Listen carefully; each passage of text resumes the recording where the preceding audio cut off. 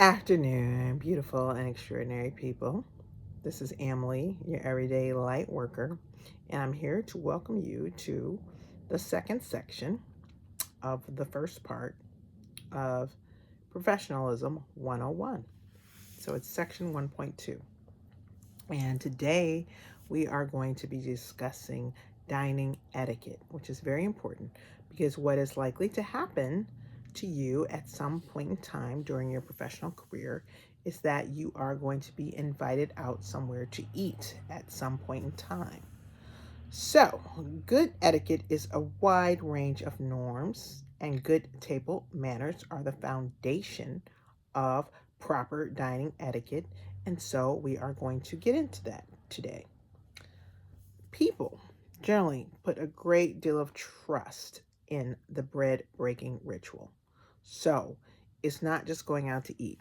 Going out to break bread with people and to have conversations shows the other person who has invited you to this event a lot about who you are and whether you are someone that they want to deal with, someone who can be trusted. So it's not the simple, just we're going out to eat thing that it appears to be. There's a lot riding on this interaction, and it can be the beginning of a very good working relationship. It can be the beginning of a very profitable professional relationship, or it can prevent either and any of those things from happening. So you want to be very careful about how you conduct yourself during the meals. It speaks volumes about who you are as a person, how you were raised, what you were taught about eating in your home. And quite honestly, it shows a lot about class. Do you know how to conduct yourself appropriately when eating? That's kind of a class issue. And it starts with the appropriate use of utensils. Do you know how to do that? Um, Everyone that you're dining with is either consciously or subconsciously observing your eating habits and your manners. Good manners are expected. That's a norm, and everyone is expecting that of you. Bad manners are, of course, not the norm, and they are going to, if you are exhibiting bad manners, that is going to lead to people making unpleasant, maybe even incorrect, but definitely not good assumptions about you. So you always want to engage in these dining rituals with the very best manners that you have at your disposal. So, how do you dine in a professional dining setting? All right, we're going to get into it. I'm going to give you an example from my professional life to give you a clue. I'm just going to tell you a story. People remember stories about what can happen when you go out to dine with your colleagues. So I had just started this job, and the person had that was the boss, the supervisor of the team, had just gotten a promotion, and she was really excited about it, and she wanted to do the very best that she could do with this team. So she had promised them to take them out to this very expensive restaurant when she got her job, because this was going to lead to her getting a promotion. It was going to lead to her getting a lot more money, and she was really excited about it. So she's like, hey, Amber, I'm taking everybody out to eat. We're going to whatever the name of the restaurant was. I don't remember. And she's like, I want you to come along. Now, I felt awkward because she was rewarding her team for something they had done, and I wasn't a part of it. I had just got there. So it's like, do I really want to come along to this lunch? Yes, I do. Let me tell you why. Because when you have the whole entire team together doing something, you're going to see a lot about how the office dynamics are playing out. And so when I went to the lunch at the restaurant, it was clear to me that most of her team was excited about her being promoted, and they were behind her and they were supportive. But there were some members of the team, primarily the support staff, because this is a team of professionals. Everybody was like a lawyer. So the support staff, the people who support the lawyers in doing what they do, were not as excited. And one of them was just downright attitudinal with the boss. I don't know what that was about. I never learned what that was about. But I know that this person was just really unhappy at their job. And while I was there, and I wasn't there very long, she was moved to another department because she had filed a complaint. So that's something that happens in federal sector employment. This was federal sector employment, and I was a contractor. So I later learned that that work environment had a lot of problems. A lot of it has to do with federal sector work that's really high up. So this was the Office of Civil Rights. Those are very, very high up, like they're right underneath the president. And so they change, like with whoever the president is. At that time, the president was Obama, and he was supportive of civil rights. However, um, Obama had so many problems with the administration and getting what he wanted, and it reflects in the government offices that are serving at the leisure of these presidents. So anyway, the office just is a lot going on, very political, and civil rights tends to be very political. So I've always seen this push pull. It depends on whoever's in office. But anyway, there are certain rules of engagement that a review of Emily Post's Book of Etiquette is going to get you up to speed with what the basic rules are about eating in a professional setting or just any kind of formal setting in case you need a refresher. So check out that book. But there are some simple things that are just common sense that we're going to discuss. So, for example, when you're at a dinner party, you wait for the host to tell you where to be seated, and you enter that seat from the left and you exit from the right. So you always want to do what is easiest. Is not going, and so that may not be the easiest thing, but you don't want to cause a scene. You don't want to get in people's way. You don't want to cause a whole lot of commotion when you're entering or exiting your seat. So keep that in mind. You want to take a look at the silverware because that is going to let you know how many courses you can expect, how many different meals are going to come. Are you going to have the appetizers? Are you going to have the entree? Are you going to have dessert? When you look at your utensils and how they're set up, and usually it's outward going in. So, for example, if you were to have 2 or 3 forks or 2 or 3 spoons, there's going to be more than one course um, that is going to be served. So that's one thing that you can look forward to when you have a lot of silverware. You want to move from the outside in with your silverware, and you want to place your napkin in your lap. It's usually going to be a cloth napkin. You want to place that in your lap. And you should know that certain foods require special utensils. So you want to, so take crab legs, for example. Crab legs have those crackers, and they have those special forks and those special knives that you use to deal with the fact that the food that you want to eat is basically inside a shell. Um, and different things have different utensils. Escargot. I recently went to Paris and I had the famous escargot. That has special utensils. It even has a special dish that it comes in. Do you want to know what I think of escargot? It is interesting.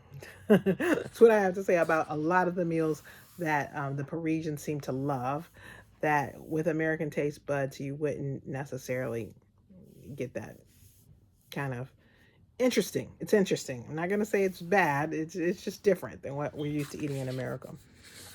So you want to pass the dishes to the side to the person closest to you. You want to pass the salt and pepper together and to the right.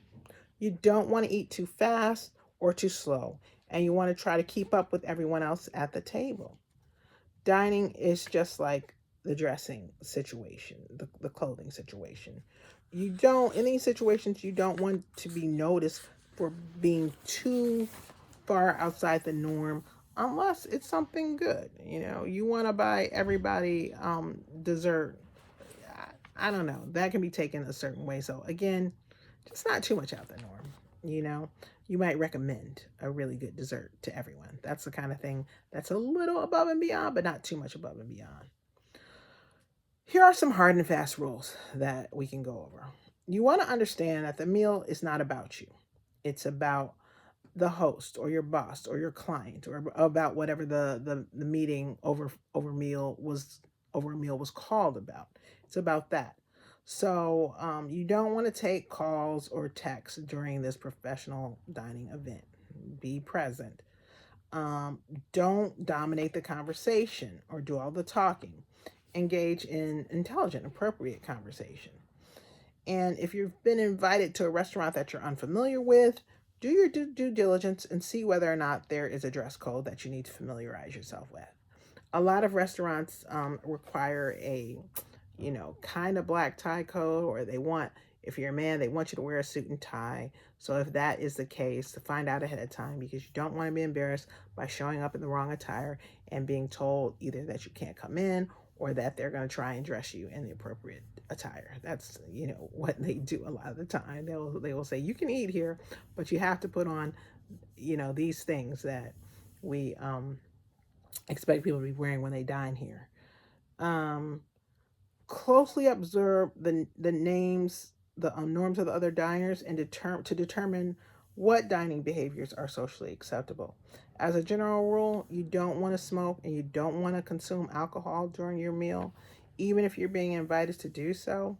It's the kind of thing that people are watching and taking note of, and you don't want things said behind your back about, you being too dépassé and doing something you weren't supposed to do in a professional setting. Rumors do circulate around office. People love to gossip. And that's another thing that we're going to talk about. Gossip. Don't get involved in that. Try to stay out of that.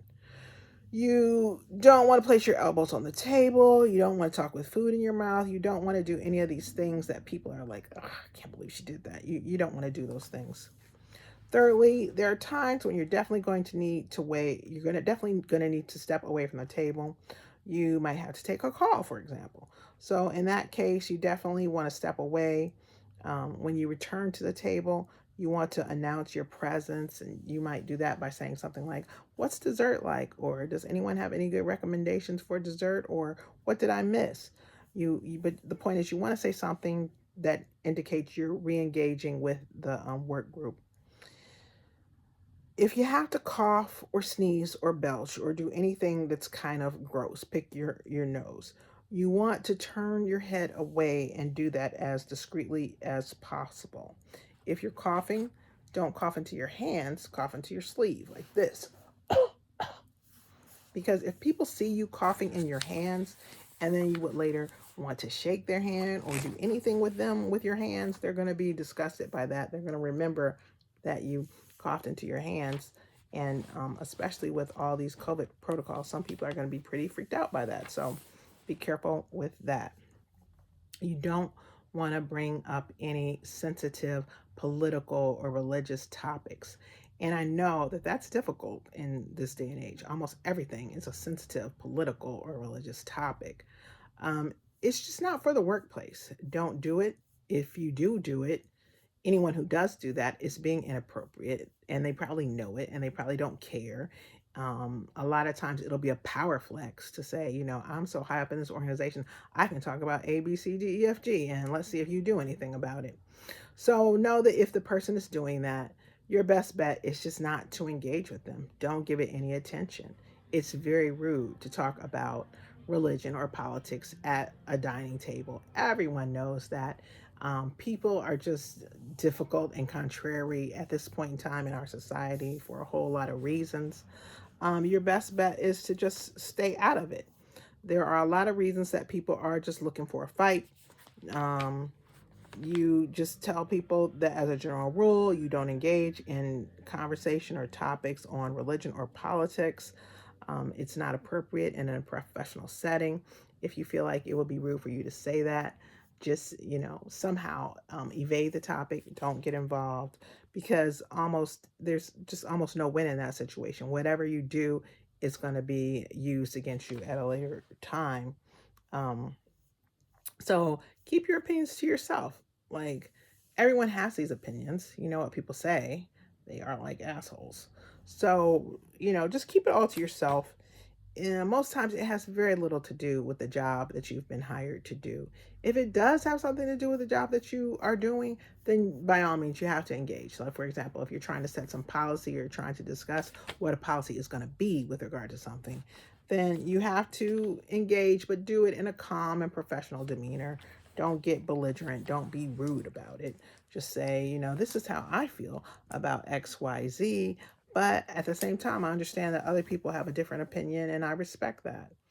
Um, what does that cost you to say that? Don't be rude to the wait staff. This is another power flex that insecure people typically engage in. If you are bullying or being rude to the wait staff, that speaks volumes about you and says very little about them. So, insecure people often feel the need to bully people because they don't feel good about themselves. And so, what they need to do to feel good about themselves is bully other people. And that's probably learned behavior. There are a lot of bullies at work, and we'll talk about that at some point in time. Um, but don't do it if that's how you need to present. If you feel like that's how you need to present in the workplace, quite honestly, you need some therapy. Just gonna keep it real. I've seen just too many toxic bully managers. They need therapy. They need a hug. But anyway, say please and thank you to the wait staff and the bullies. It doesn't help to be polite to the bullies as well. Don't treat the wait staff like they are your personal servants. All that does is show everyone how insecure you are and that you like to ego trip. And quite honestly, that is not a good look. It's not a good look. You want to pace yourself, enjoy your meal, enjoy your time with your clients and your colleagues. You want to leave a good impression with them. So remember the words of Dr. Maya Angelou, something along the lines of people are not going to remember what you said. They're not even going to remember what you did. They're going to remember how you make them feel. So that is like incredibly good advice to remember when you're interacting with people. Try your best to just be polite and be courteous and make people feel good. That is going to be, you would just be amazed at how well that translates in the workplace. People will look for you every day and they won't be looking for other people. They'll come to you when they need problem solved. You will be the go-to person. A kind and friendly person in a workplace, especially a toxic workplace, is oftentimes what keeps a lot of people going. So don't underestimate that. And you be that light. Life is beautiful and extraordinary, as are you. And, I believe in you. I believe you can do this. All right. I'll see you in a few talking about the toxicity in the workplace. That's a big topic. So we're going to keep on talking about that. But I'll see you later. Bye.